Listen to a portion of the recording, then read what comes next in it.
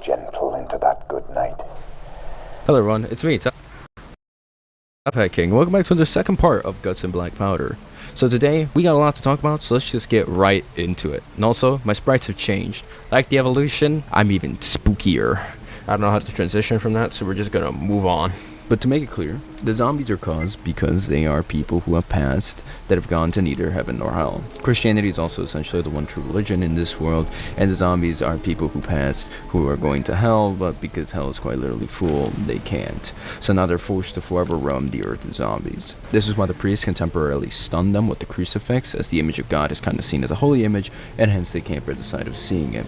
This is also why priests don't actually turn into zombies, and why they can bless those who are infected, alleviating them from the blight should they be close to turning. Another bit on the lore is that canonically, the Ottoman Empire has collapsed, and it's pretty telling that all nations that aren't Christian are in essence screwed. So to those in the comments that wondered if other religions could alleviate the blight, they can't. This also means that continents like Africa, Asia, and portions of Oceania are in essence screwed, as any infection will guarantee the majority of the population will turn and will likely overrun any country there, and will then later on overrun the continent, causing everybody, or most people, to turn into a zombie. Now, with mentioning the Ottoman Empire, as well as the fact of the matter that everyone's basically screwed, let's get into the lore dump that was the Huguenot newspaper.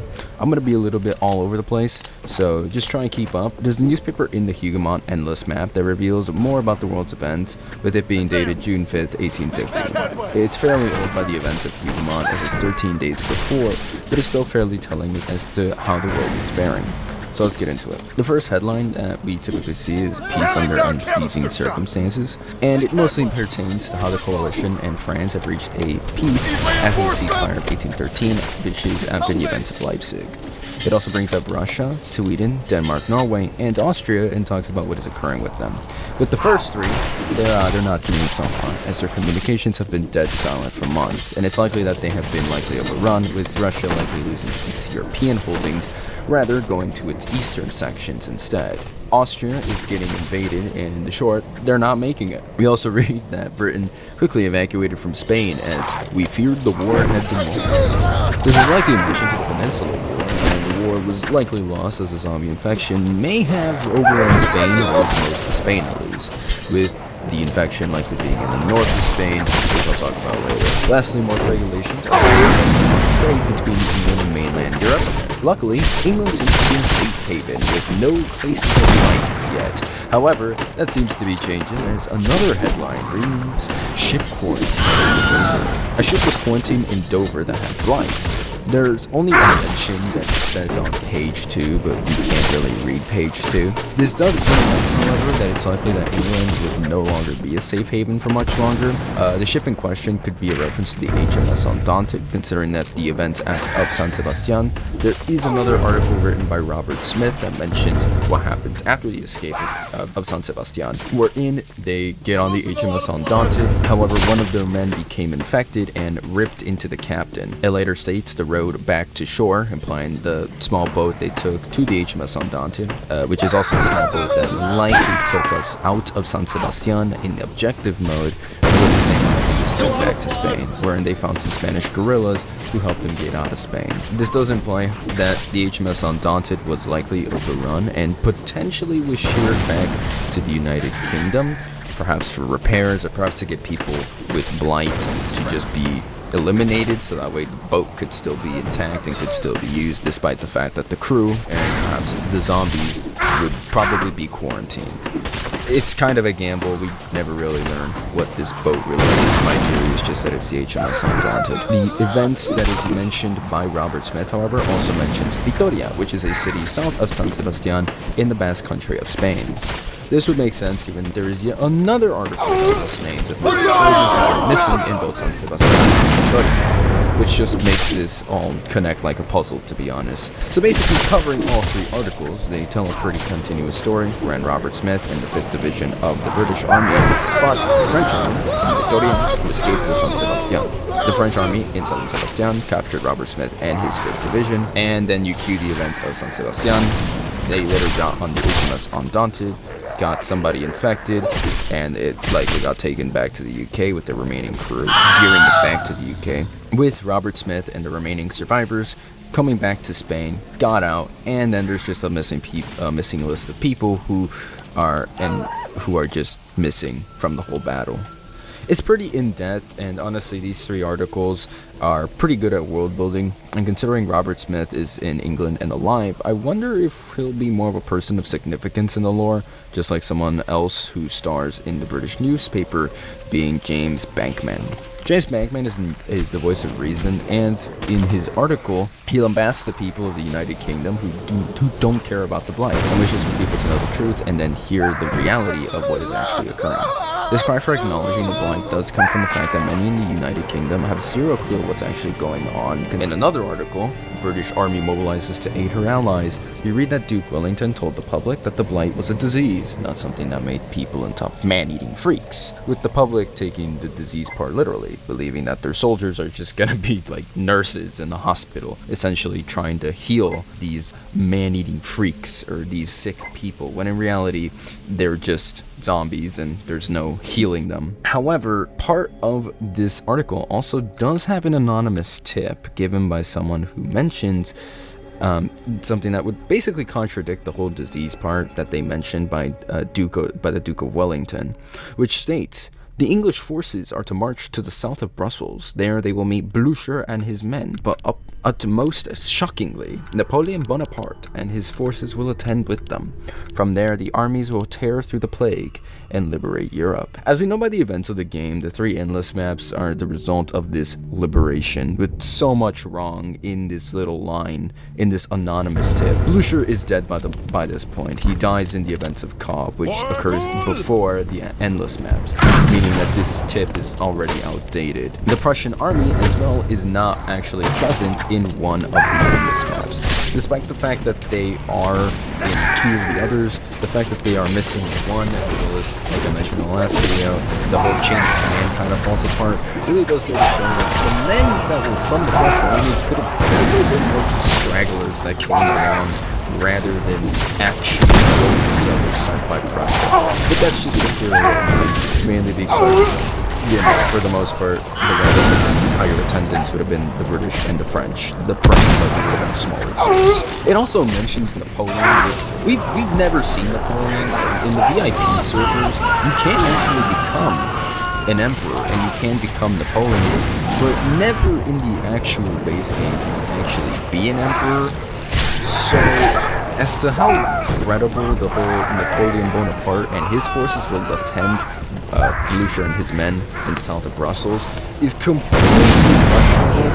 If Napoleon does come, it's likely that he would have been there and might not have made it, or maybe, much like in our timeline with, I believe, Waterloo, he fled to fight he fled the battle to live another day. As in our timeline, because Waterloo is an actual map in this timeline, we could assume that perhaps Napoleon and his army were fighting, and very similar to in our timeline wherein they lost Waterloo, Napoleon was very close to actually being captured but still fled, and he fled to France.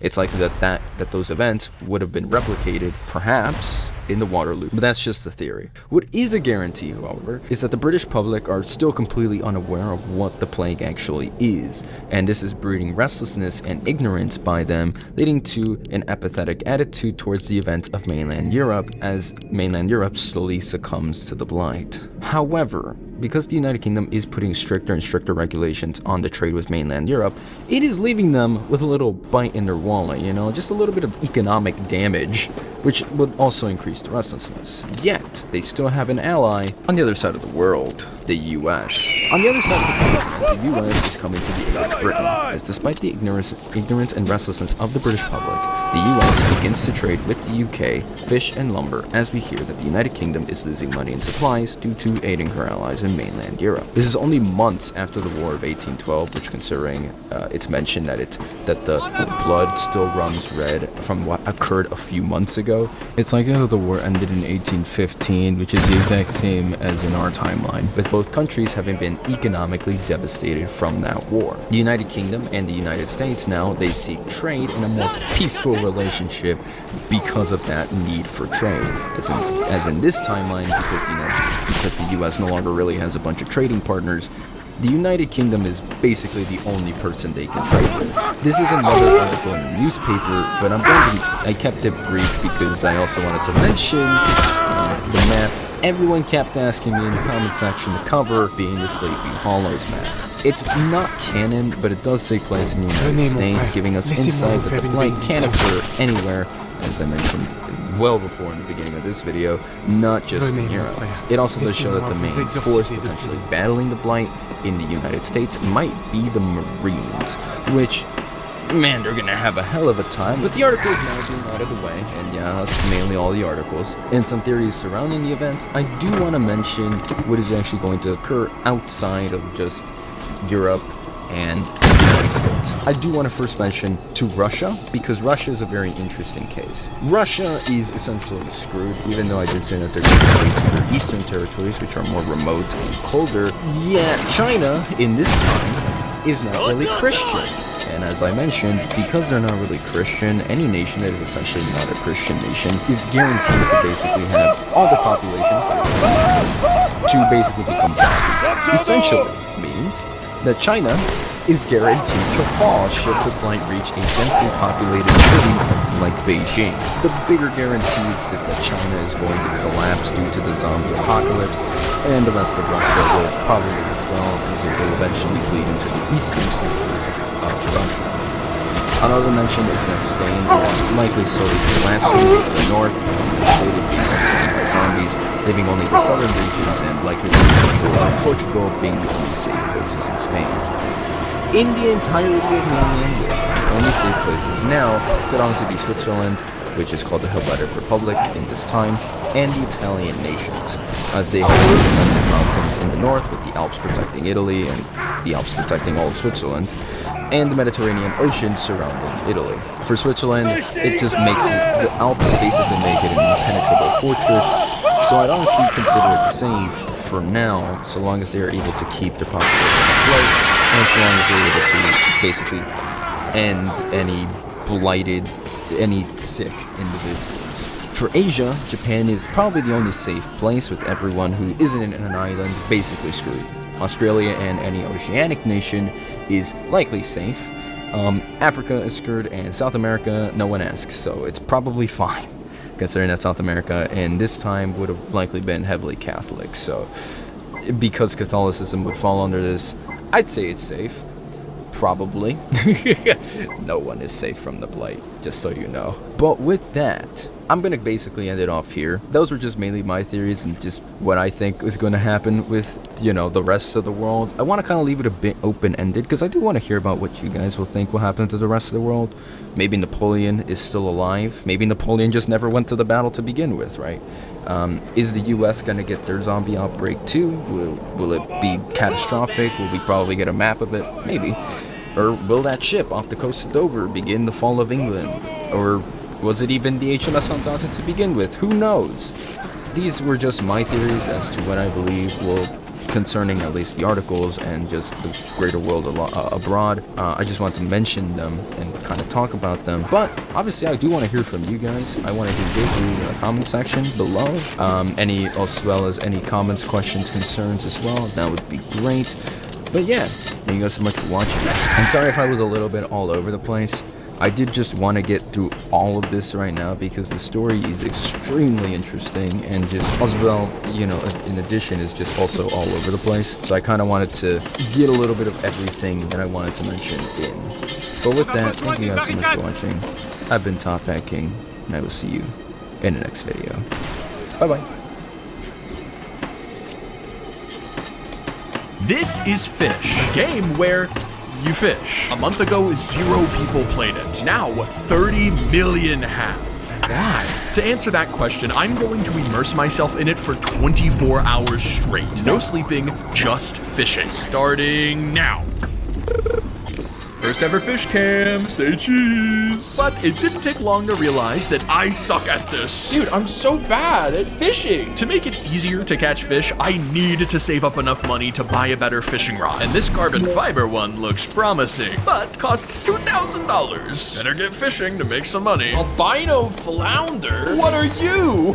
And after 28 minutes of fishing, I had earned enough for the carbon rod. But before buying it, I noticed the weight limit of 600 kilograms. 600 kilograms is like 1,000 pounds. Can a fish actually get that big? After looking it up, the answer's yes. And people are obsessed with them. 1.5 million views, 1 million views. I'm making it my official goal to catch one of these massive fish by the end of the video. With enough luck, it might just happen. But until then, carbon rod, baby! Not bad, considering I'm starting from scratch on a brand new account. However, that carbon rod won't be enough. I need the best items I can get, and I may have found a way to get some. Earlier, while fishing, I caught a buried treasure map. This treasure could have some insanely helpful loot inside, so it's time to go find it.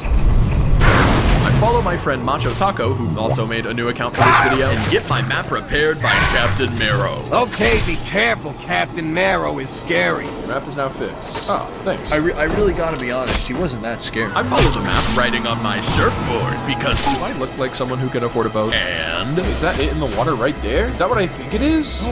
buried treasure! Ideally, this chest will contain something that helps me get money because my main goal right now is the Trident rod, one of the best fishing rods in the entire game. I can get those massive fish I want using it. However, it costs $150,000, so I need something good from this chest. Open, open, open!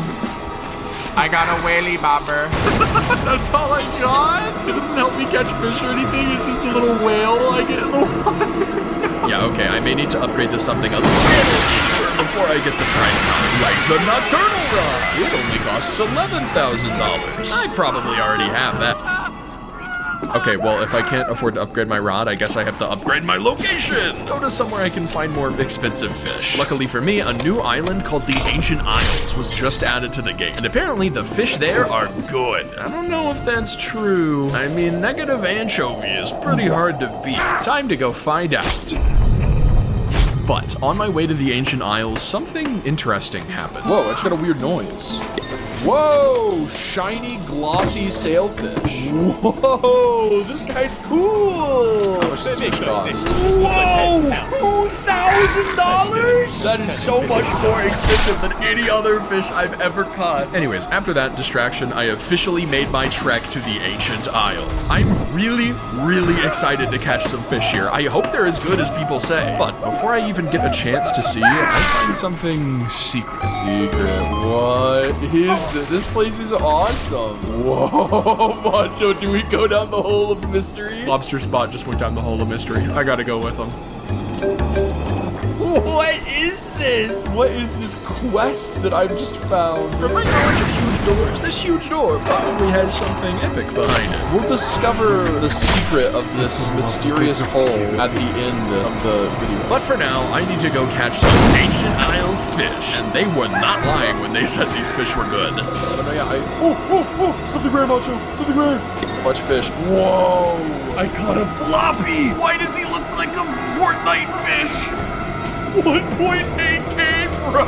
Yeah, despite the fact I love holding my floppy, don't take that out of context, selling him actually gave me enough money to purchase the Nocturnal rod. I surf to the nearest whirlpool and get sucked down. Floppy was here to get sucked with me. Okay, I'm done. Oh, I've made it to Vertigo. Nocturnal rod, yes! This rod has such a high luck value that I'm guaranteed to catch better stuff. My life is sunshine and rainbows!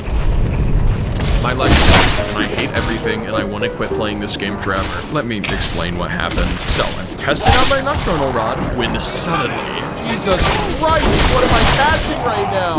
Please.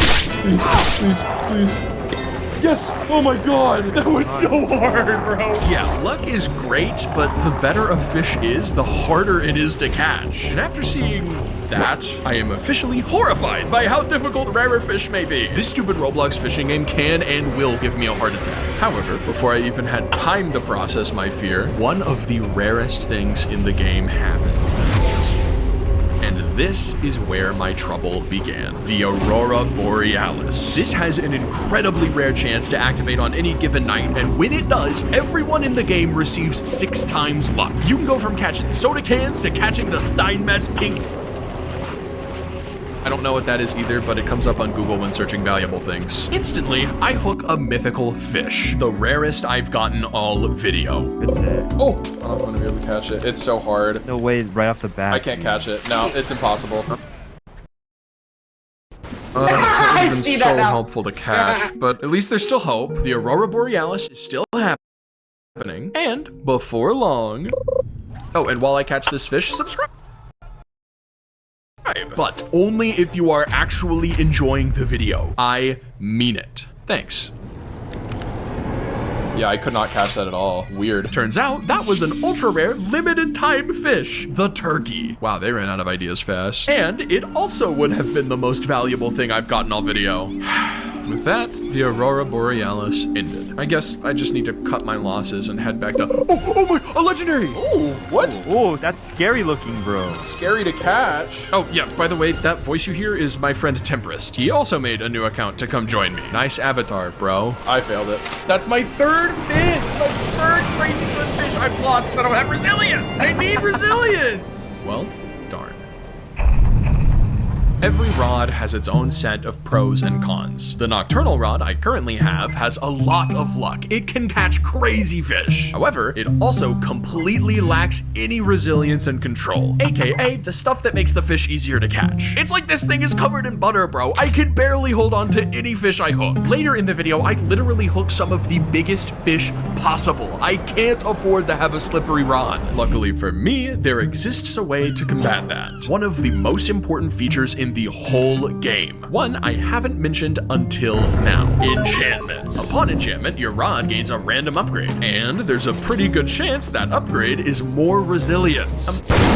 Problem though, it costs $11,000. I suppose I must return to my humble, solitary life of grinding at ancient isles. But before I can even wiggle my toes in the grass, a great white shark spawn. This is so rare that it gets its own announcement message. But only one person can catch it, and I'm not confident it'll be us. I don't, Macho, I don't know if we can. There's way too many people in this server. Experienced people. If we try to race them, it would be like Atomic Bomb versus Coughing Baby. Regardless. All right, let's go, guys. Let's go. Okay, let's go. Let's do the shark. Go Tempest and I both to the shark. No, if we catch it, I could fully reach my $11,000 goal. If we catch it. 3 people just pulled up too, and there's already somebody there. There's 5 people. We're gonna be fighting a lot of folks, guys. Macho and Tempest pull up, and we fish like our little amphibian hearts depend on it. There are 8 people here. So before we had a chance to realize the shark was caught. Oh no, that was Macho got it! Wait, Macho! Dude, he got it, bro. Macho! He's jumping around with it. Dude, Macho, let's appraise it. Let's get it appraised. How much does it sell for? Macho talks to the appraiser and learns the shark is worth $4,000. Just enough to reach my $11,000 goal. He tosses me the 2,000-pound shark, somehow, and I sell it. Ready to finally get some enchants, we depart towards the cool wizard behind the Dollar General, who sells enchantment relics and other mysterious illegal things. Walking into his crack shack, I'm excited to finally taste the fruit of my labor, an enchantment relic. You weren't experienced enough? Level 30. Oh! As you can see by my face, I'm not thrilled by this news. Enchanting my rod was my only hope, and I know for a fact I can't continue to use the nocturnal rod the way it is now. Merlin has made me look foolish. Curse you, Merlin.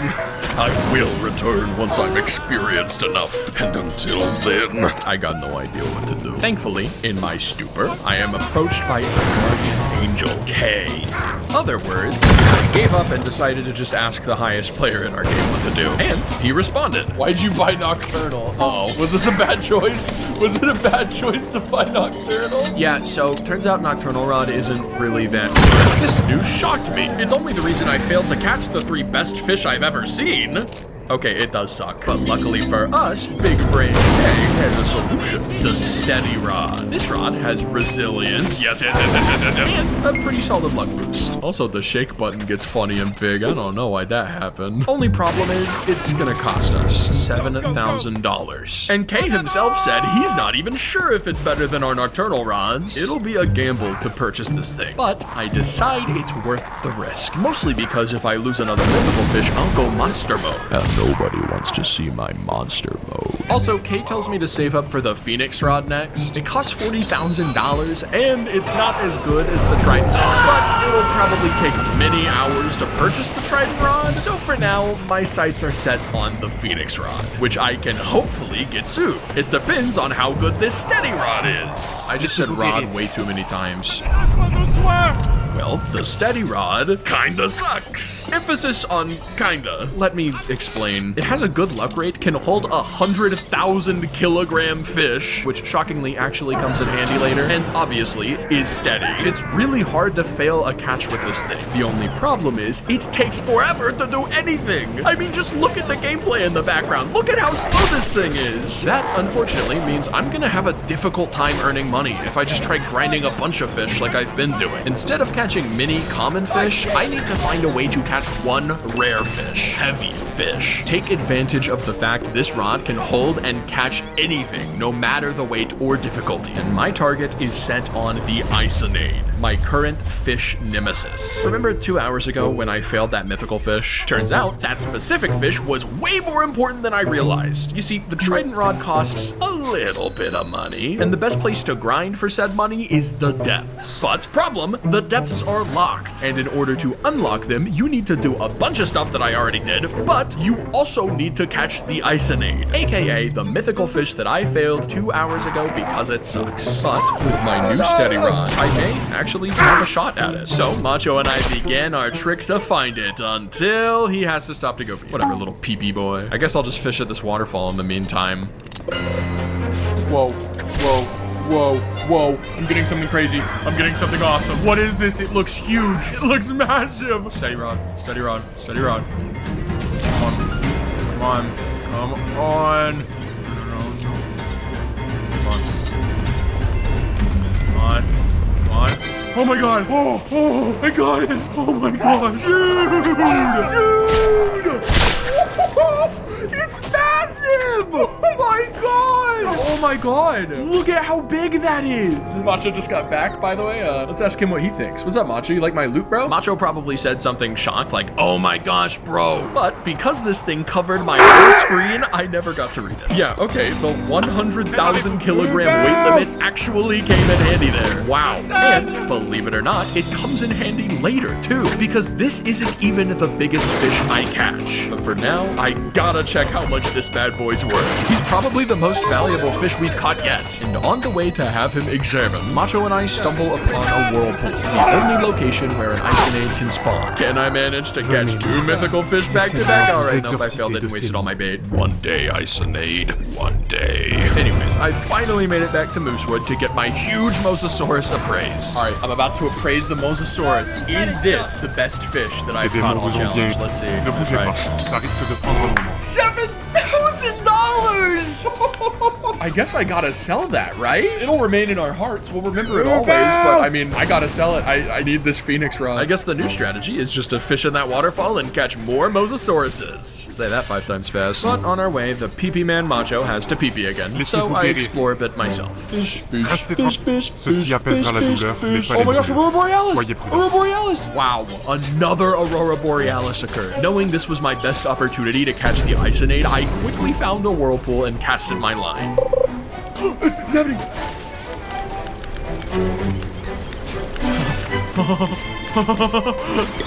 Yes!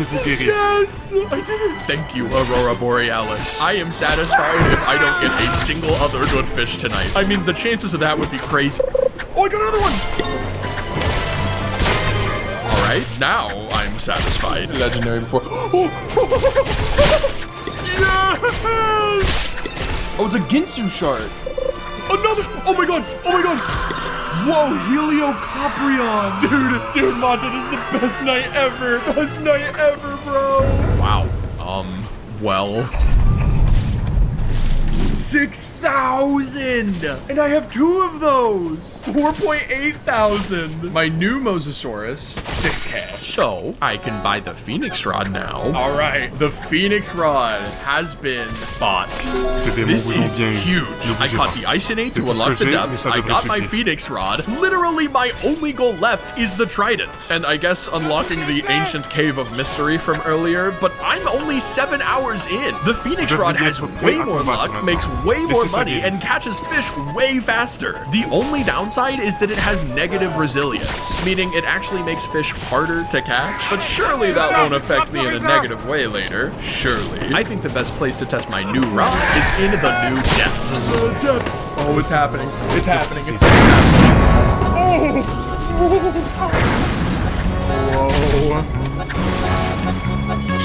Whoa.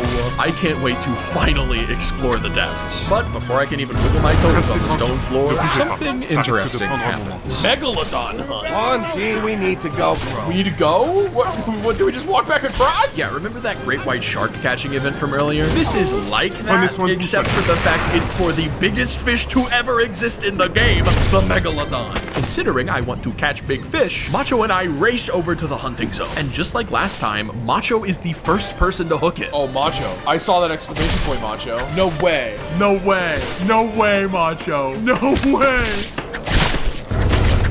Did it break? No. Even with the steady rod? That's how hard it is? Macho lost it. The hunt continues. Ces démons vous ont... Ne bougez It's pas. only Ça risque de natural prendre that a un moment. city this unique creates Vous art devriez être that prêt à is combattre this maintenant. one of a Laissez ça kind. guérir. There are so many things that make this city different, and so much more waiting to be uncovered. And after 10 minutes of fishing... Oh wait, someone caught it. Who? Whoa. Whoa. Oh, it had a big animation for it. Wow. Macho and I have no choice but to leave in defeat. The Megalodon may just be a fish beyond our capabilities. However, there is one good thing to be had out of this: depths. This place is epic, bro. It's so, like, cool looking, actually. Money making here is incredibly fast, so Macho and I instantly hop to the ultimate grind. Trident rod, here I come. But, there's something I've forgotten. Something I only remember now. Money isn't the only Restez thing tranquille, required je for the dois vous soigner. Trident Ne bougez rod. pas. You need Ça risque de something prendre un moment. else. Something brutal. So this is the Desolate Deep. And this is the Merchant. You may be wondering where I am, why I'm here, and what I'm doing. Well, like I said, this is the Desolate Deep, aka the cave where the Trident resides. It's literally in here. We could go to it right now. However, in order to unlock it, I need to discover every single fish available in this cave. This is where the challenge takes a sharp turn in a brutal direction. On release, apparently it was too easy to discover every fish here. It only took a couple hours or less. However, nowadays, because of that, they've increased the difficulty tenfold. Now, this usually takes multiple days to complete for most players. Multiple days. I don't even have 1 day. This will be the largest, most difficult wall to overcome in the entire challenge. So, Macho and I decide that soon we'll split up. He'll be tasked with grinding up enough money to purchase the Trident Rod, and I'll be responsible for discovering all of the fish in the Desolate Deep so that we can unlock the Trident Rod. And so far, it's going great. Yeah, I have literally everything except the 2 legendaries and one of the mythics. Good news, I caught 8 out of the 12 fish available here almost instantly. Bad news is, the remaining 4 are the hardest to get. The 4 horsemen of the Desolate Deep. Or, I guess, fishmen? The 4 fishmen of the Desolate Deep. Fishman 1, the Midnight Axolotl. This little guy almost exclusively comes out during the nighttime, just like me coming out of my sweaty gamer cave. Don't let his sweet little face fool you, he's difficult to catch. And insanely rare. Fishman 2, the Barbed Shark. This bad boy is so rare that the comments on his Wikipedia page are just, I swear to God this fish doesn't exist. You may also find the occasional sad face. Fishman 3, the Emperor Jellyfish. Being the first mythical of the bunch, the Emperor Jellyfish is the rarest to find and the hardest to catch. Also, he eats magnets. I swear this will be important later. And finally, Fishman 4, the sea mine. I'm not gonna explain this one yet, but know that it involves these cages I'm placing everywhere, and that it is the hardest of the 4 to collect by far. You'll see soon. Regardless, ideally, this won't take long. This is taking long. I've spent 1 full hour here already, yet despite my optimizations, I haven't even hooked a single fishman. 1 hour, nothing! I could have watched a full movie in that time, but instead, I used it to place down cages, fish, catch nothing, collect my cages, place down cages, fish, catch nothing, collect my cages, place down cages, fish, catch nothing, collect my cages. So, funny thing happened. These cages I'm placing down are called crab cages. Plop them down by the shore, wait 3 minutes, and they catch you a crab, rock, or a traffic cone. What the fuck? You may think this is just free money because you can sell all that stuff for some coin, but they also cost coin if you purchase 45 coin to be exact. And the random junk you catch in your crab cage is almost never worth the money you spent on it. These are literally just a fun way to burn all the money in your wallet. So, why am I even using them? I'll tell you soon. I promise it's for a good reason. Anyways, back to the funny thing that happened. When you have to place like 50 of these down at a time, you tend to just spam click your mouse and walk along the shore. However, after more than an hour of doing that, I realized that if you click twice when placing down a cage, it depletes 2 cages from your inventory despite only placing 1. In other words, over the past 2 hours, I've lost thousands of dollars in wasted cages without even realizing it. Guess I need to train my brain to manually time my clicks perfectly while placing these so that I don't keep wasting money. This is almost as fun as math homework. Fortunately for me though, there was a sign of hope in the darkness. Out of the 8 or so.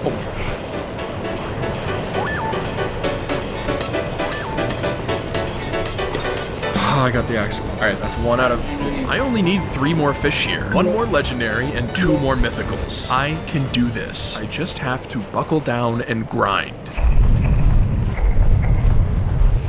So, I've been here for 3 hours now. That's a lot of time. I could have watched the full Mario movie twice in that amount of time. That's 2 Mario movie watches I'll never get back. And an average Joe may assume that I'm having a blast right now. I mean, just look at my face. But it may shock you to learn, I am not. I am not having fun at all. I'm not like upset or anything. This is just really boring and really unrewarding. Plus, it's officially 1:30 a.m. So that's fun. I'm slowly drifting to sleep with the sound of opening 50 crab cages as my lullaby. Surprisingly though, while wallowing in my boredom, I hook something incredible. In red.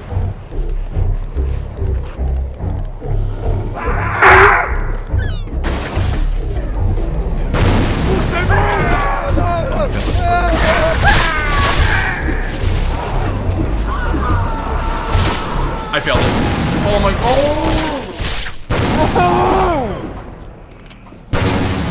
It took me 4 hours to reel in that fish. He's up for another 4! Yeah, remember this. But surely that won't affect me in a negative way later. Surely. After failing the jellyfish, I'm a bit upset. So I go take a quick 10-minute break. I told you I don't abuse myself during these challenges. I take breaks when I need them. All of you concerned, very nice commenters that I'm incredibly thankful for look stupid now. Needless to say, after that fiasco, I switched off my Phoenix Rod and started using my Steady Rod instead. It may take 4 times as long, but at least I won't miss another fish ever again. And after about an hour of using it...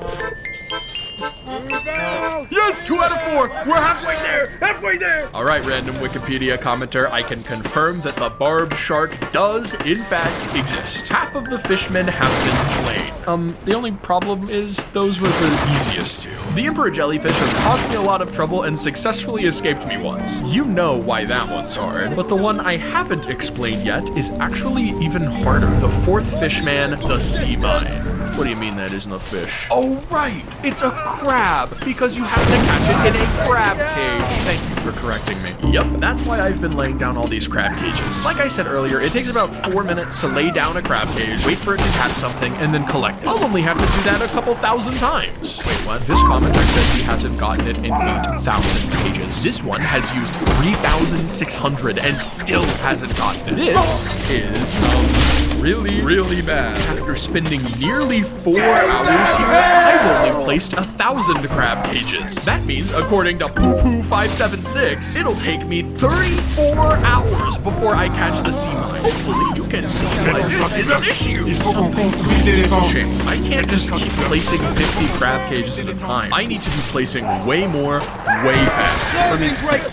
Alright boys, I've got the strat. For anyone new to the video, that's our strategy. I'm just using it. For the past 4 hours, I've only been placing crab traps on the base shore of Desolate Deep, the one where you begin. However, what I didn't realize is that there's other shores, better shores. So instead of placing 50 crab traps on this shore alone, I begin placing over 150 on every shore I can fit them. I mean, look at how many I managed to shove here. I am heavily optimizing space, and on top of that, I'm perfecting my placement time. After over 1,500 crab cages and counting, I guess I gained a bit of muscle memory to help me out. I haven't caught the sea mine yet, but hopefully with this new strategy, I'll catch it soon. So, I average about 500 crab cages an hour. I'm currently sitting at about 2,000 total. I have still not caught the sea mine. Those comments weren't lying and weren't exaggerating. And on top of that, I'm starting to get really tired. It's currently 4 a.m. At this point in previous 24-hour challenges, I don't usually get tired, but here, place my traps. Takes 5 minutes. I wait 5 more minutes. I collect my traps. 5 more minutes. Sell my crabs and buy new cages. 3 minutes. Place them. 5 minutes. Wait. 5 minutes. Collect. 5 minutes. Sell and buy. 3 minutes. Place. Wait. Collect. Sell. Buy. Place. Wait. Collect. Sell. Buy. Place. Wait. Collect. Sell. Buy. I would give anything to be in bed right now. I'm getting more and more tired and even starting to drift asleep while at my computer. But thankfully, before I can fall asleep, something actually interesting happens. We have a chance. Finally, I get another shot at my nemesis, the Megalodon who got away. Macho and I quickly boat to the location and wait, he caught. Oh my god. He got the Megalodon, bro. This event has only happened twice in 16 hours, and we've failed it both times. But even worse, I now have to return to the Desolate Deep alone. Again. Okay, there's gotta be some way to make this sea mine process faster. Come on. What if we use this? That's a sundial totem. When you use it, it skips the current day and moves on to the next. We could get Meg faster, bro. True. The Megalodon is more likely to spawn if we fast forward time. And your crab cage is better, bro. That's also true. The current weather affects my chances of catching this sea mine, and using the sundial totem, we can get ideal weather. Okay, bro. What do you mean? Out of money, bro. You bought them? How many? $80,000 of them. Well, this is worth it, bro. So, it's been 7 hours in the Desolate Deep. I have now spent the length of a full school day placing, waiting, collecting, selling, buying. In my notes, I wrote that I was miserable and that my fingers could barely type. They were so numb at this point. I'm 2,500 crab cages deep. That is how many I've placed. The sundial totems are nice, but I'm pretty sure they're not actually helping at all. It's okay, Macho. You get an A for effort in my heart. But all this boredom and all these numb fingers surely means that I'll catch the sea mine soon. I don't know what to say. I've spent 8 hours in the Desolate Deep. I've used over 3,000 crab cages. Look at me. Look at my face. It takes me 15 minutes to collect 150 of these. For reference, that's about how much time, I don't know, one shower takes. That is 3% of what I have done. In the time it's taken me to do this, I could have taken 32 showers. I could have gone to school for the entire day and come back home. I could have worked a full shift at a 9-to-5 job in the time it's taken me just to do these crab cages. With no end in sight and less than 25% of the challenge left, I'm genuinely hopeless. Therefore, I think I need to come up with another plan. I've wasted enough time here. The Trident Rod was a cool goal, but I'm positive I won't be able to get it now. So, I start planning. Macho, do you think we could go for a different rod? Maybe, bro. Are there any as good as the Trident Rod that I could get before it? Go, go, go!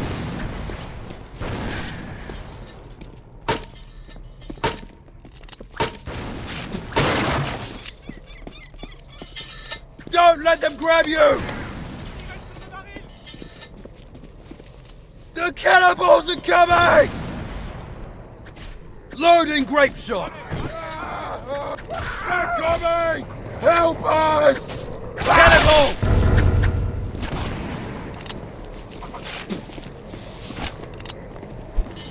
Move out!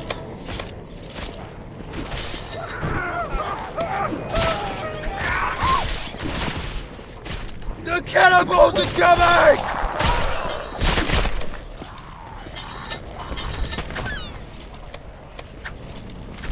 Gunpowder!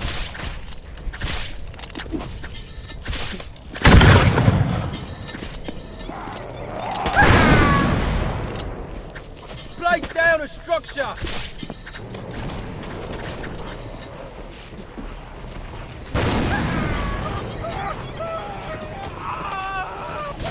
Sir, you're not well.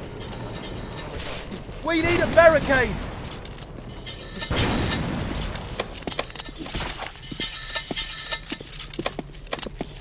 Forward! Ces voix, elles deviennent plus fortes. They're coming! Help us! Shoot the wall with the barrel! The red eyes are near! Cannibal!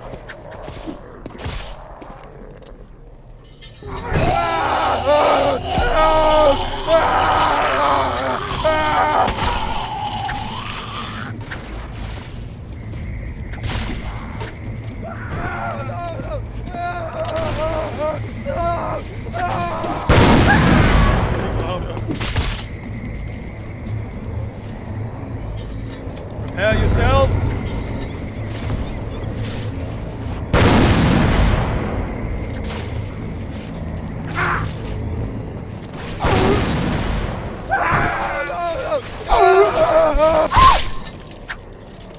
Go, go, go!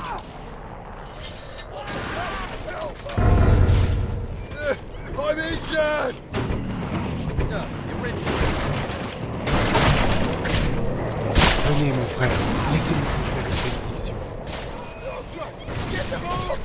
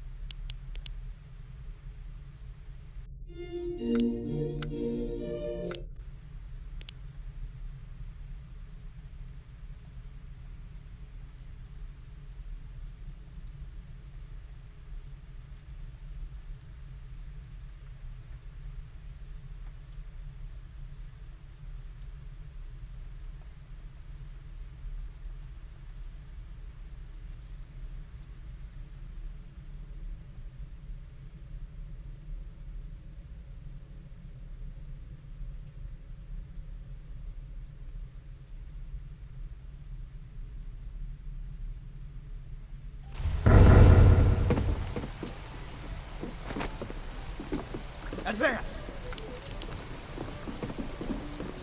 Vampire! Make headway! Forward, march! Bomber!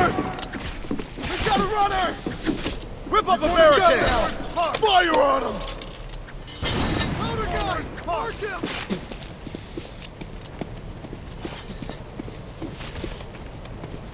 Traitor! The herd is coming! He's one there! He's got red eyes! We need a barricade! Fall back! Repair! Repair a rampart!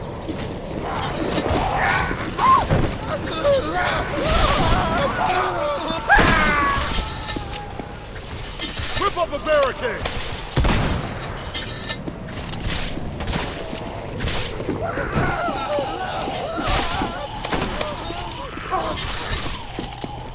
Help! Thank you, Chef. Ramming down canister shot! Advance! Advance! Don't let them get you!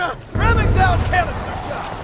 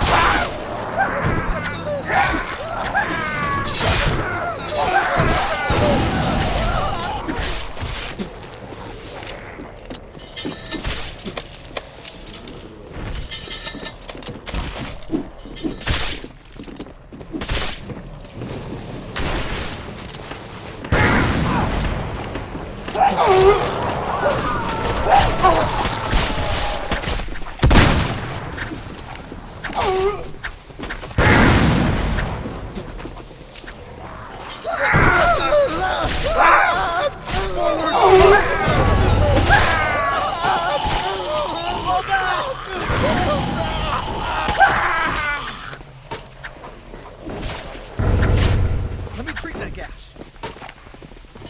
I'd like to patch you up more. Repair! We need reinforcements!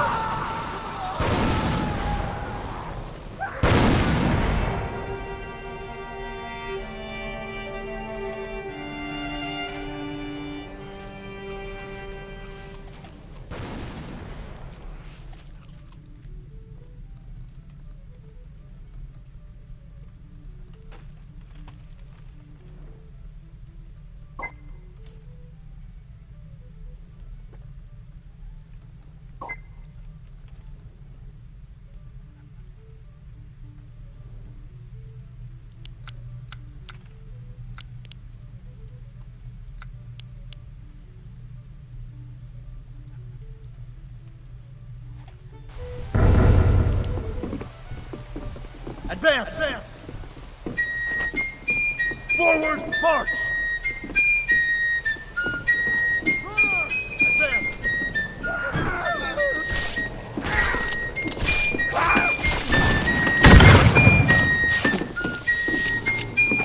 Every man for himself! All is lost! Save yourself! Every man for himself! Advance! Vampire!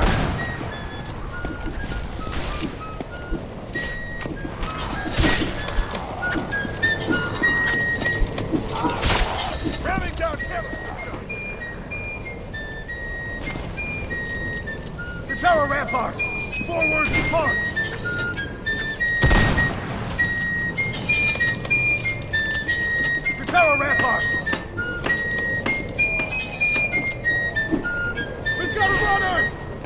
barricade! Headbutt!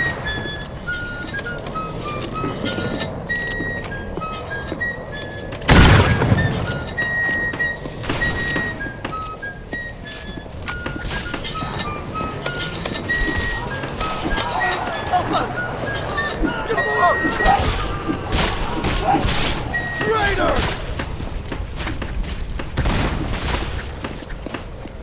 We need a barricade! He's one of them now! Fire on him! Forward march! Make headway!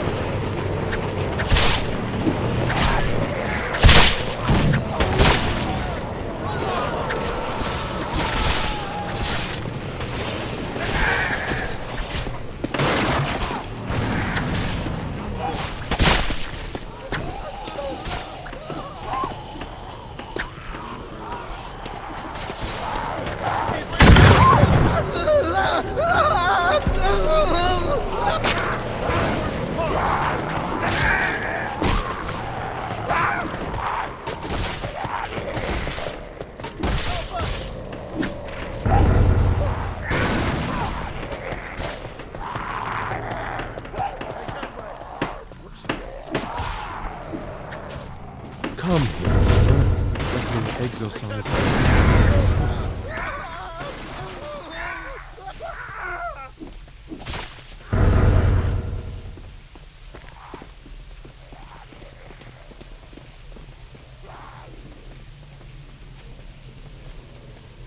Help us!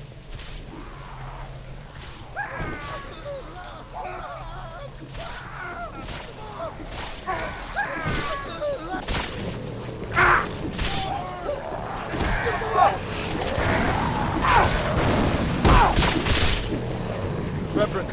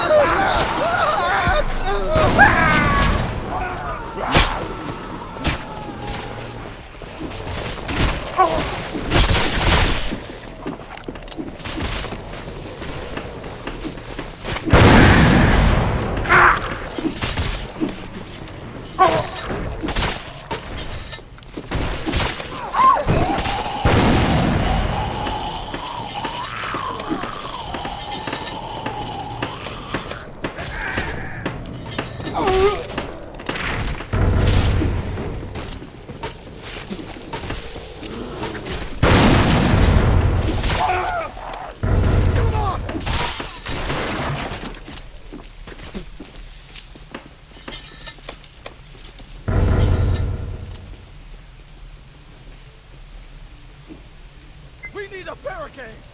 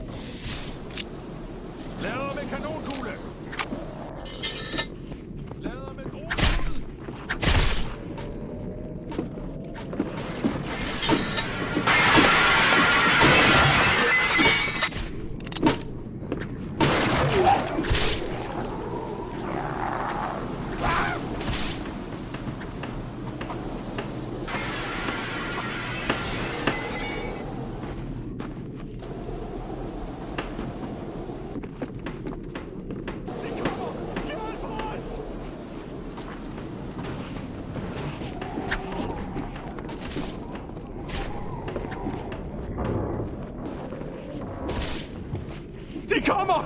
Hjælp os! De kommer! Hjælp os! De kommer! Hjælp os! De kommer! Hjælp os!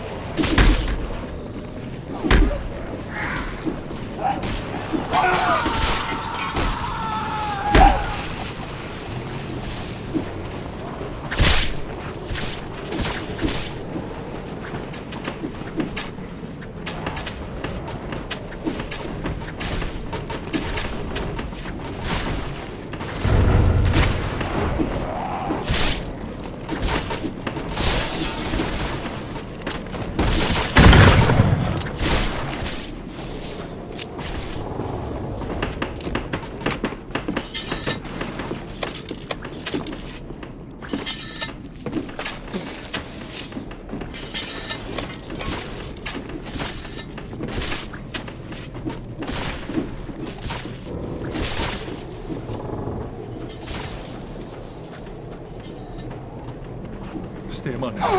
De stopper ikke.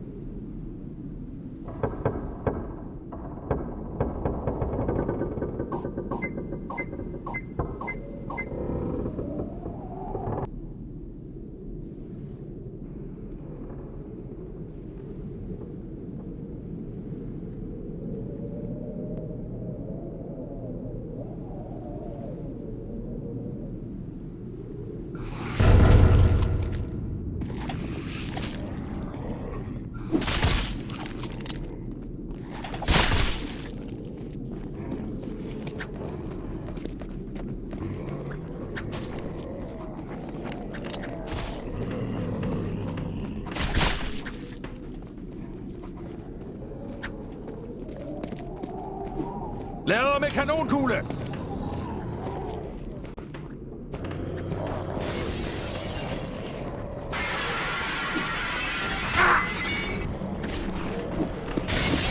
Ryk, ryk, ryk! Fremad!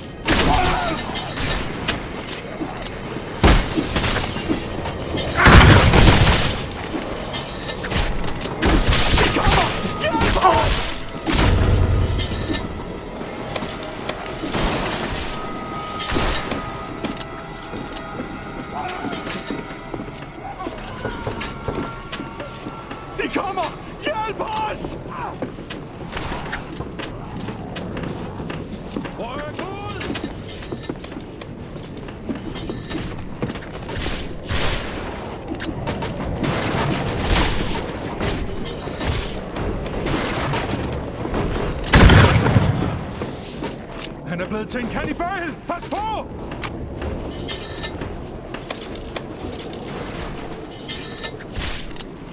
Kannibal!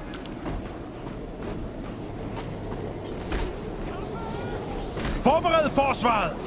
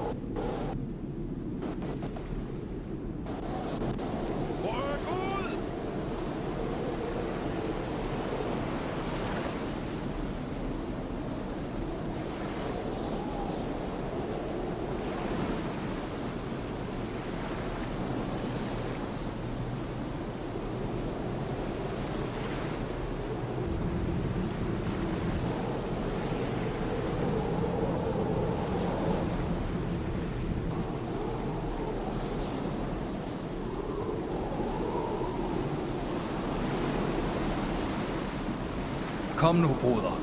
Jeg bliver nødt til at velsigne dig.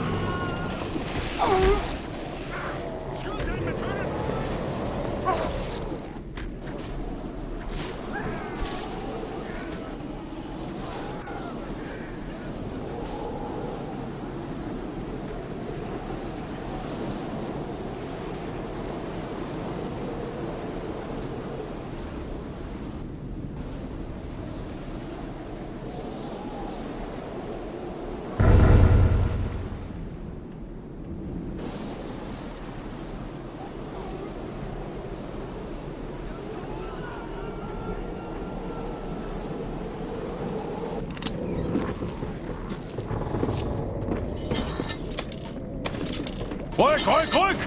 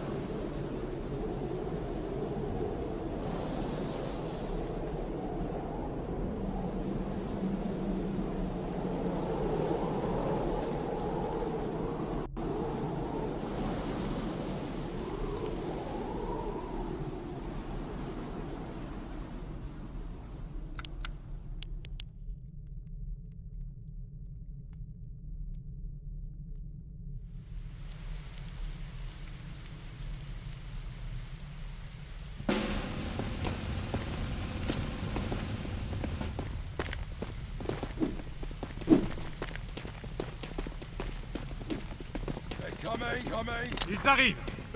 Ils arrivent!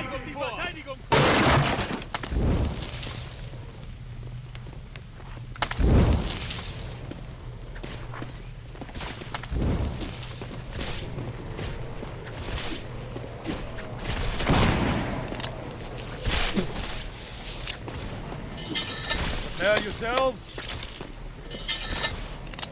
Prepare yourselves!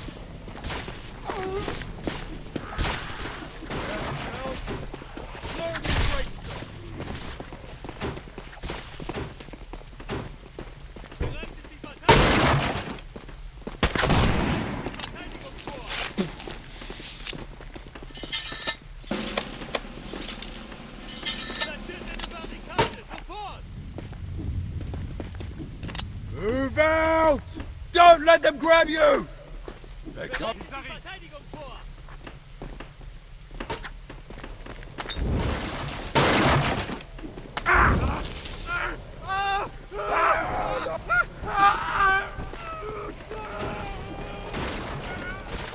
Sir, you're injured.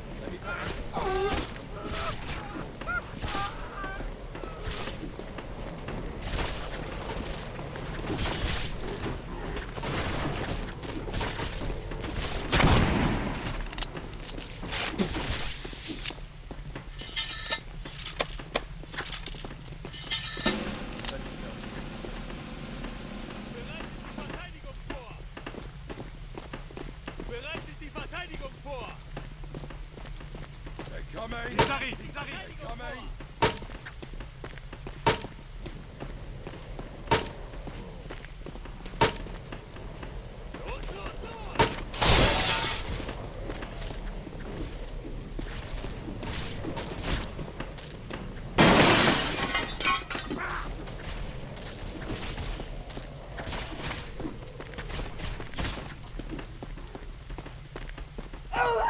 Bereitet die Verteidigung vor!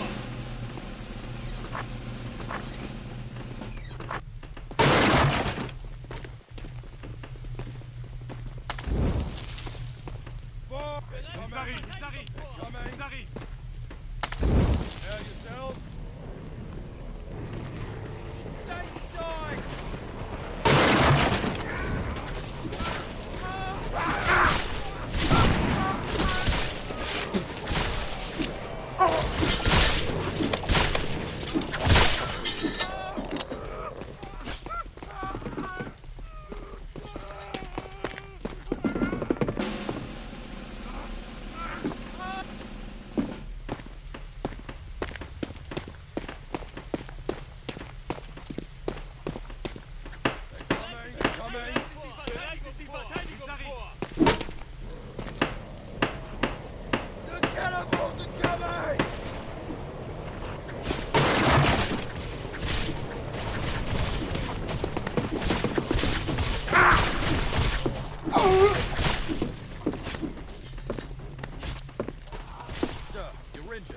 Bereitet die Verteidigung vor! Let yourself heal. Get behind it! Get behind it! They're coming! Bereitet die Verteidigung vor! Get behind it!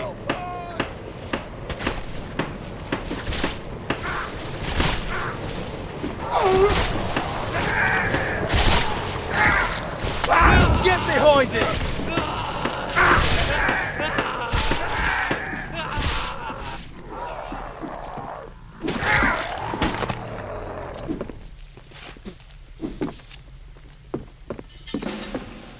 Sir, you're injured. Hold still. I take it.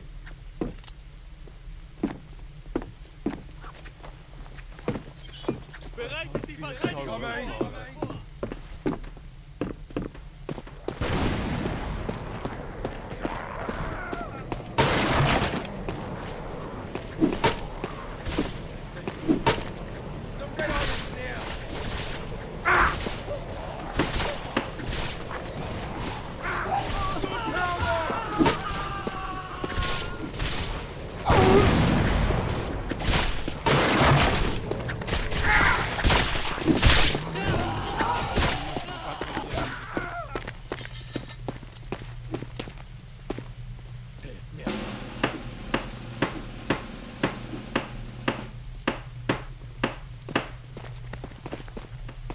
Ces voix Go, deviennent go! plus fortes. They're coming! Bereitet die Verteidigung vor! Move out!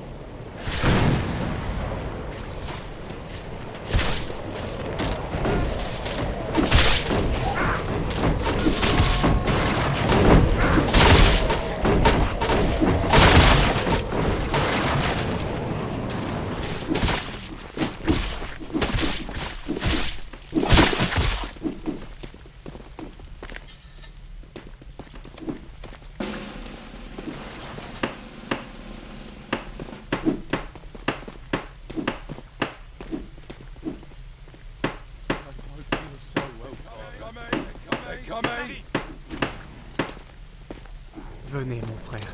Laissez-moi vous exorciser.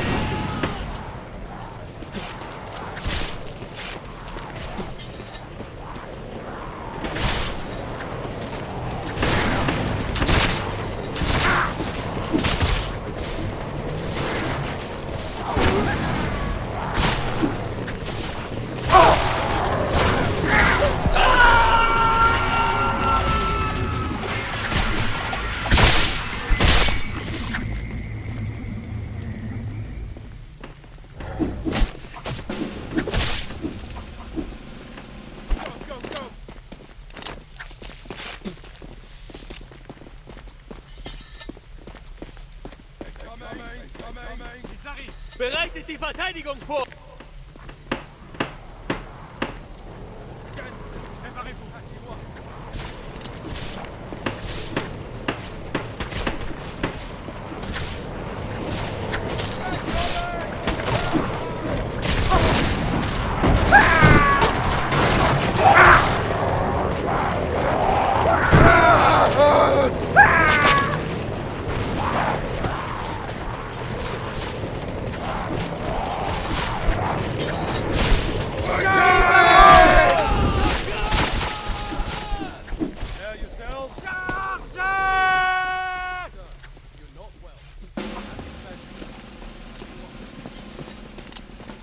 Bereitet die Verteidigung vor!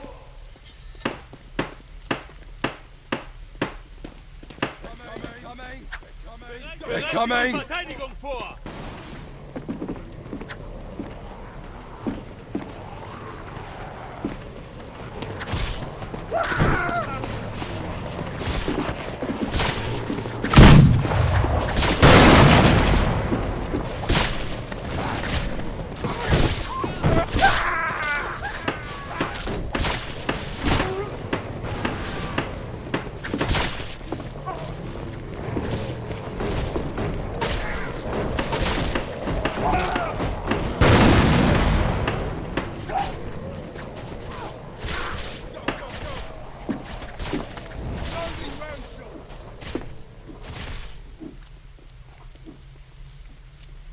Je ne me sens pas très bien.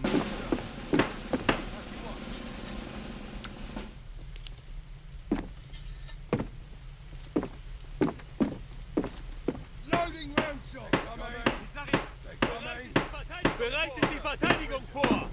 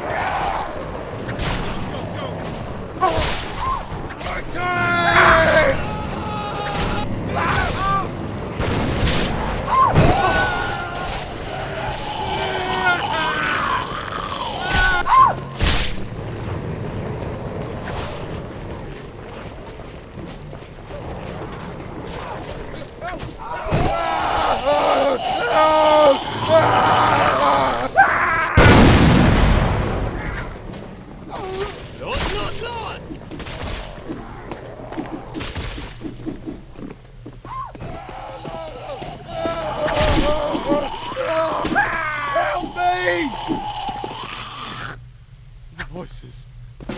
They're getting louder.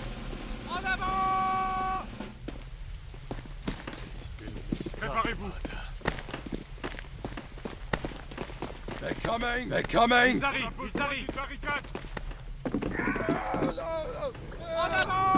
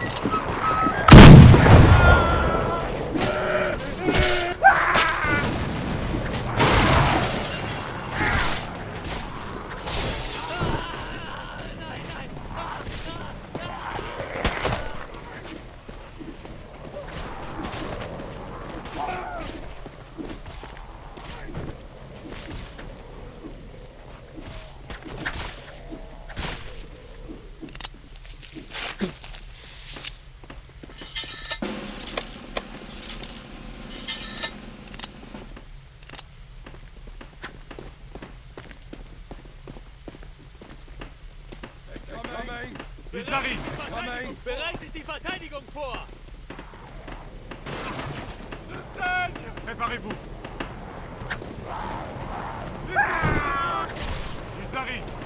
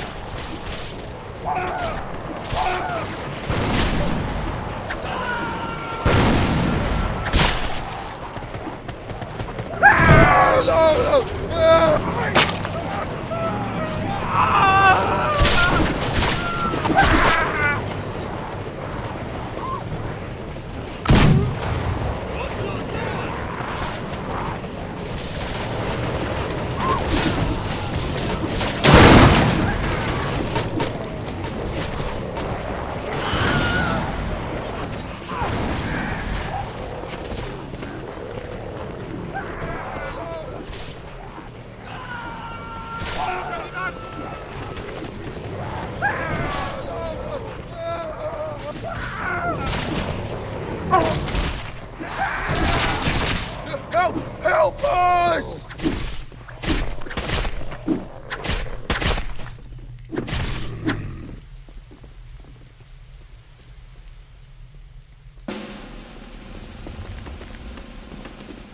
Je suis blessé!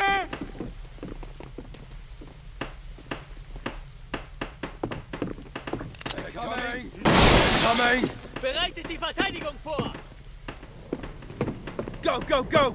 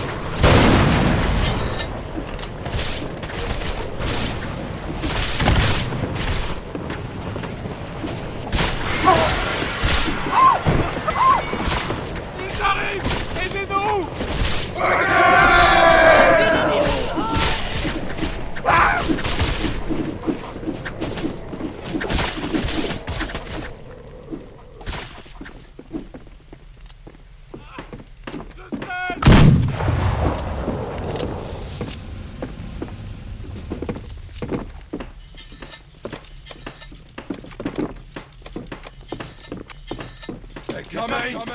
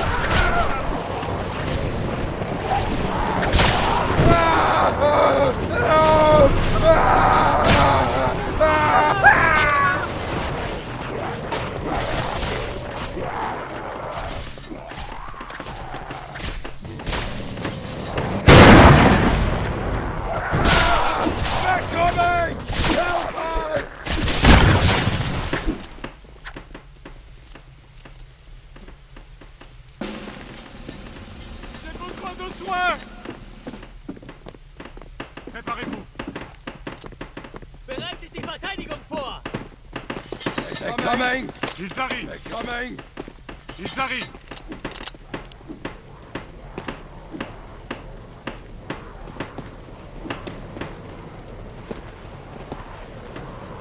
Don't let them grab you! Prepare the defenses!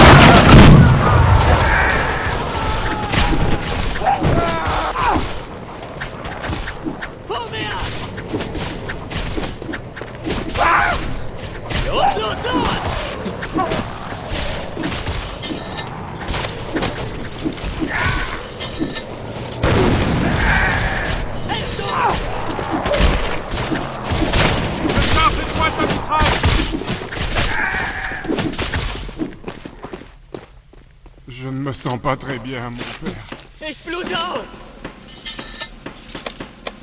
Je ne me sens pas très bien, mon père. Medizinische Hilfe!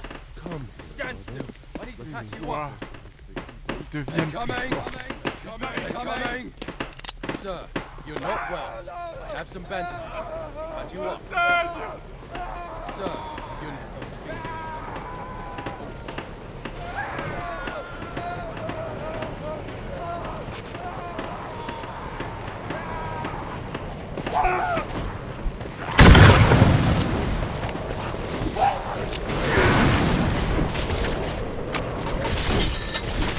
Prepare the defenses!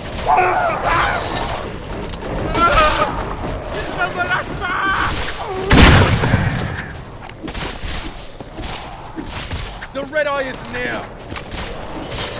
Cannonball!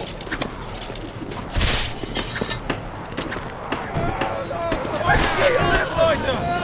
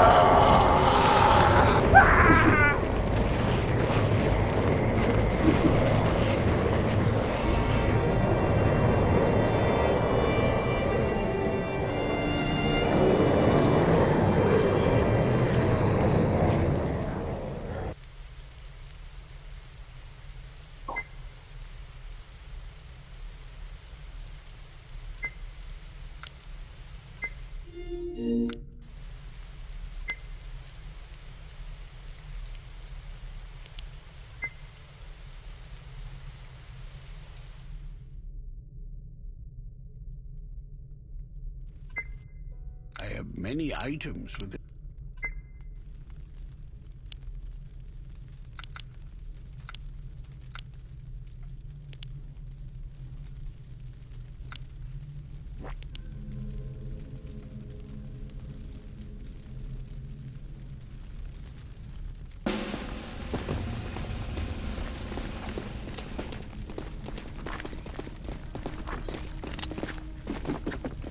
Los, los, los!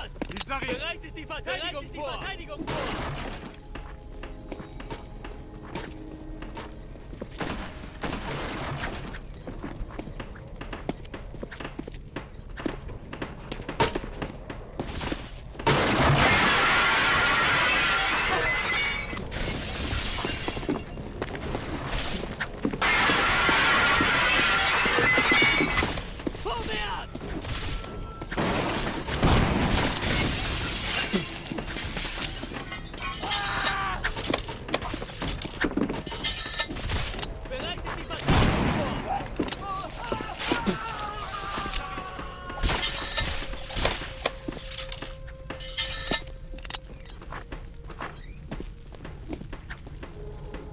Platziert eine Barrikade! Sofort!